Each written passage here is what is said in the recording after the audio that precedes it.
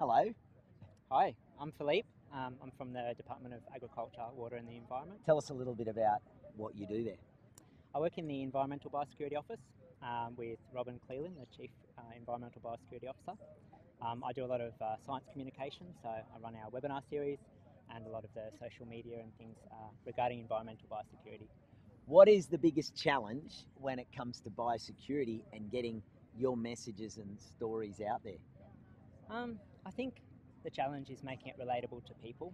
So just making people aware it's a fact of, it affects people in their backyards. It affects people when they're playing golf, when they're going fishing, when they're going camping, all the things that people love to do.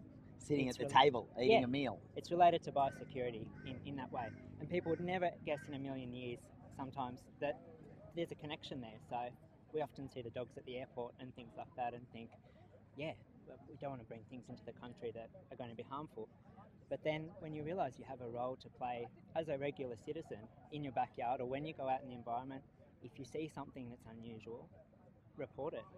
So And that's key. Yeah. Because you don't have 10,000s of you and Robin out there on the ground. Exactly. Yet there's millions of Australians in every landscape who have their goggles on and can see a strange thing or something out of place. Exactly. And I think we're in sunny Queensland now. If I stepped into Queensland and I'm not really familiar with the plants here or the things that might be unusual, but if I was in Canberra or Sydney where I'm more familiar, that's something that I can help out with. Yeah, literally a no-brainer. So like you said, me and Robin can't be everywhere, and all the rest of the team in the office and all of the work that the biosecurity officers do at the border.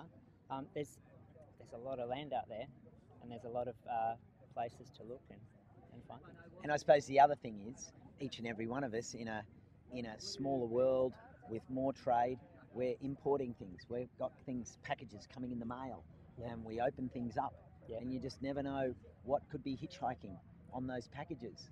Yeah, hitchhikers are a huge,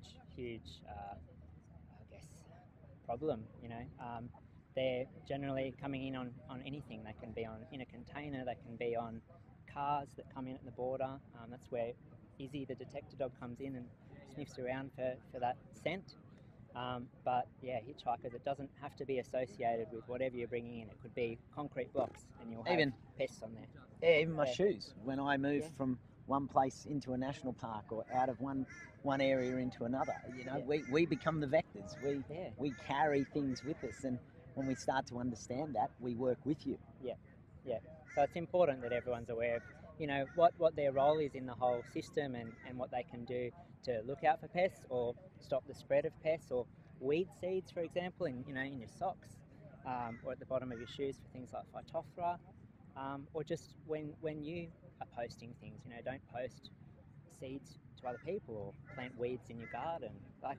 It's very broad, but it's wonderful. Everyone can be an active participant and contribute to making sure we've got really good biosecurity, which means we can enjoy the things we love.